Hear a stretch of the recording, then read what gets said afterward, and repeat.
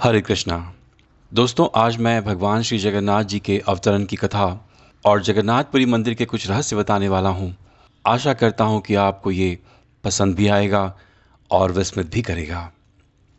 चार धामों में से एक श्री जगन्नाथपुरी मंदिर भारत के ओडिशा राज्य के पुरी जिले में स्वर्ण समुद्री किनारे पर बना है।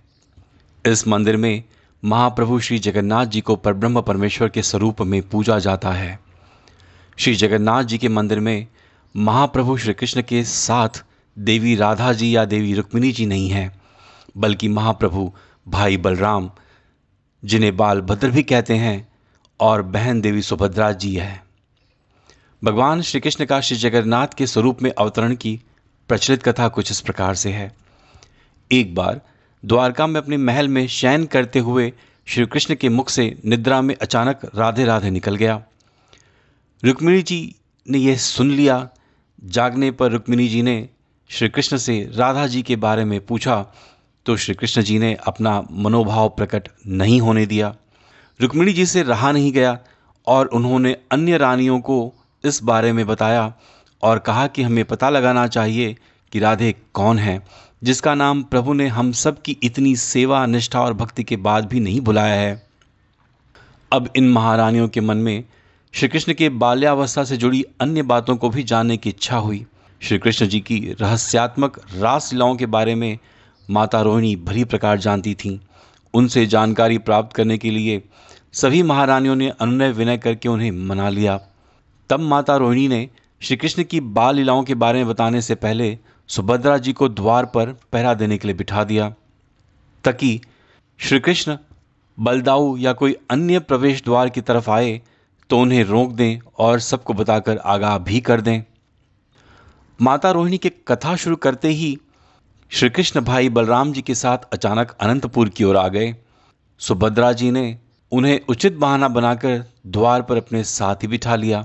अनंतपुर से श्री कृष्ण की बाल लीलाओं और राधा जी के साथ रासलीला की वार्ता सुभद्रा जी के अलावा श्री कृष्ण और बलराम जी दोनों को ही सुनाई दे रही थी, जिसको सुनने से श्री कृष्ण जी, बलराम जी और सुभद्रा जी के अंग अंग में अद्भुत प्रेम रस का उद्भव होने लगा। तीनों भाव विहल होने के साथ ऐसी अवस्था हो गई कि पूरे ध्यान से देखने पर भी किसी के भी हाथ पैर आदि को स्पष्ट देख पाना संभव ही नहीं था। इस कथा के परिणाम स्वरूप सुदर्शन चक्र ने भी विगलित होकर लंबा सा आकार ग्रहण कर लिया। तीनों भाई बहन ने जो सुना उससे वो इतने विभोर हो गए कि उनके रोंगटे खड़े हो गए, उनकी आंखें बड़ी बड़ी हो गईं और उनके शरीर भक्ति रस के प्रेम भाव वाले वातावरण में पिघलने लगे। सुभद्रा जी बहुत ज़्यादा भाव विभोर हो गई थीं, इसलिए उनका शरीर सबसे ज़्यादा पिघल गया।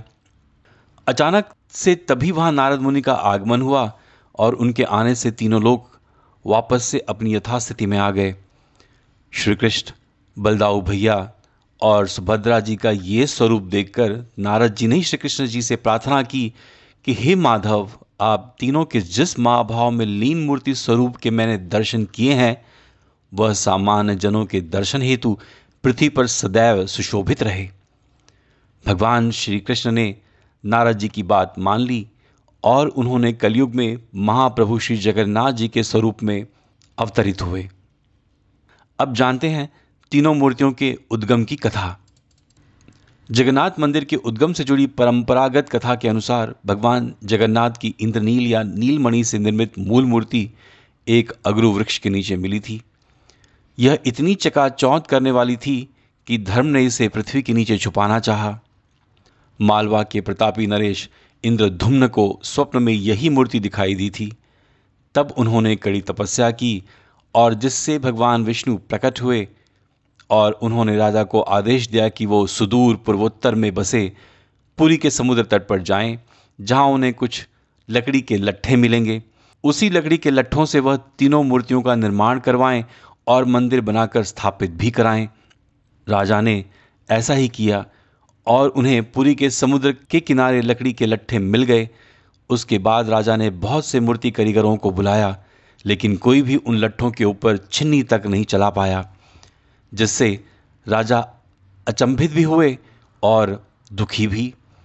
एक दिन राजा निराश होकर बैठे थे, तभी उनके सामने विश्वकर्मा जी एक वृद्ध मूर्ति शिल्पकार के रूप में उनके सामने उपस्थित हुए। उन्होंने इस शर्त पर मूर्ति बनाने का जिम्मा लिया कि वे 1 माह में मूर्ति तो तैयार कर लेंगे, परंतु तब तक वह मूर्ति बनाने वाले कमरे में बंद रहेंगे और इस बीच राजा या कोई भी उस कमरे में ना तो झांके और ना ही प्रवेश ही करे। माह के अंतिम दिन जब कुछ दिनों तक कोई आवाज नहीं आई तो उत्सुकतावश राजा ने कमरे में झांका। जब नियम टूटते ऐसा हुआ तो अवैध कारीगर द्वार खोलकर बाहर आ गया और राजा से कहा कि मूर्तियां अभी अपूर्ण हैं, उनके हाथ अभी नहीं बने थे। राजा के अफसोस करने पर मूर्तिकार ने बताया कि यह सब दैववश हुआ है, आप इन मूर्तियों को ऐसे ही स्थापित कर पूजा करें। और तब वही तीनों अधूरी महाप्रभु जगन्नाथ, महाप्रभु बालभद्र और बहन देवी सुभद्रा की मूर्तियां मंदिर में स्थापित की गईं। दोस्तों, आप आज भी इन्हीं समय समय पर नव कलेवर की हुई इन मूर्तियों के दर्शन करते हो।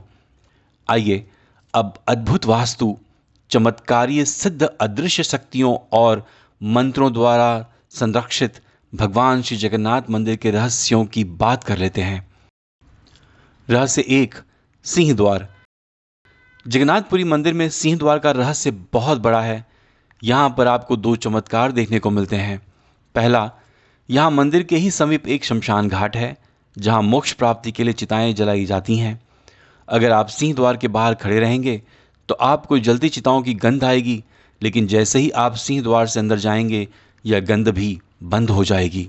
दूसरा विस्मित कर देने वाला रहस्य यह है कि जब आप सिंह द्वार के बाहर खड़े होते हैं तो समुद्र की लहरों की तेज आवाज़ सुनाई देती है, जबकि सिंह द्वार से अंदर प्रवेश करते ही यह एकदम बंद हो जाती हैं।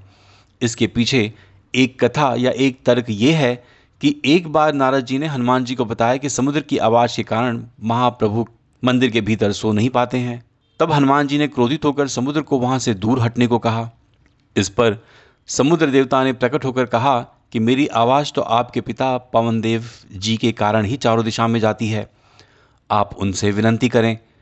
तब हनुमान जी पिता पवन देव से इस आवाज़ को रोकने को कहते हैं। तब पवन देव जी कहते हैं कि पुत्र, यह संभव नहीं है, परंतु तुम्हें एक उपाय बताता हूँ कि तुम्हें मंदिर के आसपास ध्वनि रहित वायुकोशी वृत्त या विवर्तन बनाना होगा। हनुमान जी समझ गए। तब हनुमान जी ने अपनी शक्ति से खुद को 2 भागों में विभाजित किया और फिर से वायु से भी तेज गति से मंदिर के आसपास चक्कर लगाने लगे। इससे वायु का ऐसा चक्र बना कि समुद्र की ध्वनि मंदिर के भीतर ना जाकर मंदिर के आसपास ही घूमती रहती है और मंदिर में महाप्रभु श्री जगन्नाथ जी आराम से सोते हैं। है ना यह विस्मित करने वाली जानकारी। रहस्य 2, पक्षी। प्राचीन समय से आज तक जगन्नाथपुरी मंदिर के गुंबद पर किसी पक्षी को बैठे या उसके ऊपर से उड़ते हुए नहीं देखा गया है और इस मंदिर के ऊपर से हवाई जहाज या हेलीकॉप्टर आदि को भी उड़ने की सख्त मनाही है। रहस्य 3, जगन्नाथपुरी मंदिर की परछाई। यह तो भगवान श्री कृष्ण का चमत्कार ही है कि चाहे कितनी भी बाहर धूप या प्रकाश क्यों ना हो, जगन्नाथपुरी मंदिर की परछाई नहीं बनती है। ऐसा क्यों होता है, इसका अभी तक विज्ञान के पास कोई तर्क नहीं है। रहस्य 4, पताका। जगन्नाथ मंदिर पर लगे पताका को हर दिन शाम को उल्टा चढ़ाकर बदल दिया जाता है, जिसके पीछे यह मान्यता है कि यदि इसको नहीं बदला गया तो यह मंदिर आने वाले 18 वर्षों तक बंद हो जाएगा। साथ ही ये पताका हवा के विपरीत दिशा में लहराती है। कुछ वैज्ञानिक इसे eddy production in sea effect या समुद्र में भंवरों का उत्पादन के परिणाम स्वरूप मानते हैं, पर यह बिल्कुल प्रूव नहीं हो पाया है। यह अद्भुत है ना। रहस्य 5, रसोई। जगन्नाथ मंदिर रहस्यों में यहाँ की रसोई एक बहुत बड़ा रहस्य है। यहाँ पर लगभग 500 रसोइये और 300 सहायक काम करते हैं। प्रतिदिन आने वाले भक्तों के लिए भोजन प्रसाद की निःशुल्क व्यवस्था रहती है। आज तक यहाँ कभी भोजन कम नहीं पड़ा, चाहे 10,000 या 10 लाख भी भक्त क्यों ना आ जाएं। इतना ही नहीं, जैसे ही मंदिर बंद होने का समय होता है यह प्रसाद अपने आप खत्म होने लगता है। दूसरा, यहाँ पर मिट्टी के चूल्हे और बर्तन में खाना पकता है। 7 बर्तनों को एक के ऊपर एक रखा जाता है। इस प्रक्रिया में शीर्ष बर्तन में सामग्री पहले पकती है और फिर क्रमशः नीचे की तरफ एक के बाद एक पकती जाती है, अर्थात सबसे ऊपर रखे बर्तन का खाना पहले पक जाता है। ये अद्भुत है। रहस्य 6, ब्रह्म पदार्थ। ब्रह्म पदार्थ का रहस्य भी आपको हैरान कर देगा। जब यहां मूर्तियां बदली जाती हैं तो सिर्फ एक चीज वैसी की वैसी रहती है, वह है ब्रह्म पदार्थ। यह मूर्ति के अंदर से निकलने वाला एक ऐसा पदार्थ होता है जो दिल की तरह धड़कता रहता है। अगर कोई इसे देख ले तो तुरंत उसकी मृत्यु हो जाती है। बहुत से पुजारियों का कहना है कि मूर्तियां बदलते समय जब वह ब्रह्म पदार्थ को पुरानी मूर्ति से नई मूर्ति में स्थानांतरित करते हैं तो उन्हें कुछ उछलता सा महसूस होता है। उन्होंने कभी उसे देखा नहीं है, लेकिन उसे स्पर्श करने पर वह मनुष्य के हृदय जैसा लगता है जो कंपन कर रहा होता है। रहस्य 7, मूर्तियों का नभ कलेवर। वैसे तो प्रथा अनुसार मूर्तियां 8, 12 या 19वें वर्ष बदली जा सकती हैं, लेकिन प्रायः हर 12 वर्ष में जगन्नाथ मंदिर में महाप्रभु जगन्नाथ, भाई बालभद्र और बहन सुभद्रा जी की मूर्तियों का नभ कलेवर किया जाता है। तीनों की ये मूर्तियां काष्ठ की बनी हुई हैं। मूर्तियां नई जरूर बनाई जाती हैं, लेकिन उनका आकार और प्रारूप वही रहता है।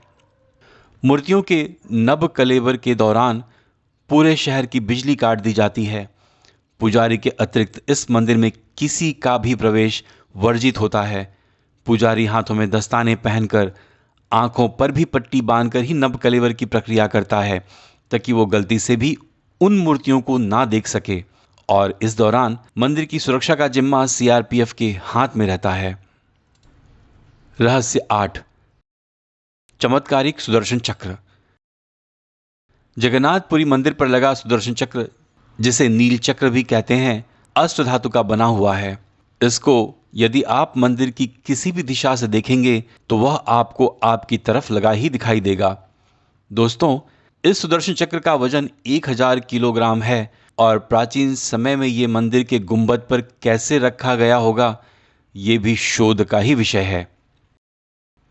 रहस्य 9, हवा की दिशा।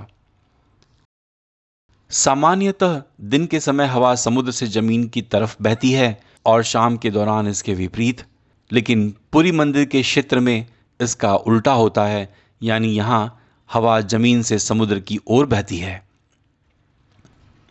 रहस्य 10, विश्व की सबसे बड़ी रथ यात्रा। आषाढ़ माह में महाप्रभु जगन्नाथ जी अपने भाई महाप्रभु बलराम जी और बहन देवी सुभद्रा जी के साथ रथ पर सवार होकर अपनी मौसी रानी गुंडीचा के घर जाते हैं। यह रथ यात्रा 5 किलोमीटर में फैले पुरुषोत्तम क्षेत्र में ही होती है। रानी गुंडीचा भगवान जगन्नाथ के परम भक्त राजा इंद्रधुम्न की पत्नी थी, इसलिए रानी को भगवान जगन्नाथ की मौसी कहा जाता है। अपनी मौसी के घर भगवान 8 दिन रहते हैं। आषाढ़ शुक्ल दशमी को वापसी की यात्रा होती है। भगवान जगन्नाथ जी का रथ का नाम नंदी घोष है। देवी सुभद्रा का रथ दर्प दलन कहलाता है और भाई बलभद्र का रथ तलध्वज। इस समय पुरी के गजपति महाराज सोने की झाड़ू बुहारते हैं, जिसे छहरा पैरन कहते हैं। रहस्य 11, हनुमान जी द्वारा मंदिर के समुद्र से सुरक्षा। माना जाता है कि 3 बार समुद्र ने जगन्नाथ जी के मंदिर को तोड़ दिया था। कहते हैं कि महाप्रभु जगन्नाथ जी ने हनुमान जी को यहाँ समुद्र को नियंत्रित करने हेतु नियुक्त किया था, परंतु जब तक हनुमान जी भी महाप्रभु जगन्नाथ, महाप्रभु बालभद्र एवं बहन देवी सुभद्रा जी के दर्शन का लोभ संवरण नहीं कर पाते थे, वे प्रभु के दर्शन के लिए नगर में प्रवेश कर जाते थे। ऐसे में समुद्र भी उनके पीछे नगर में प्रवेश कर जाता था। केसरी नंदन हनुमान जी की इस आदत से परेशान होकर जगन्नाथ महाप्रभु ने हनुमान जी को यहाँ स्वर्ण बेड़ी से आबद्ध कर दिया। दोस्तों, यहाँ जगन्नाथपुरी में ही सागर तट पर बेदी हनुमान जी का प्राचीन एवं प्रसिद्ध मंदिर है। भक्त लोग बेड़ी में जकड़े हनुमान जी के दर्शन करने के लिए दूर दूर से आते हैं। तो दोस्तों, ये थी श्री जगन्नाथ मंदिर से जुड़ी जानकारियाँ। अगर आपको मेरा ये विवरण पसंद आए तो आप मेरे YouTube चैनल को सब्सक्राइब करें, लाइक करें और कमेंट्स भी करें। हरे कृष्णा।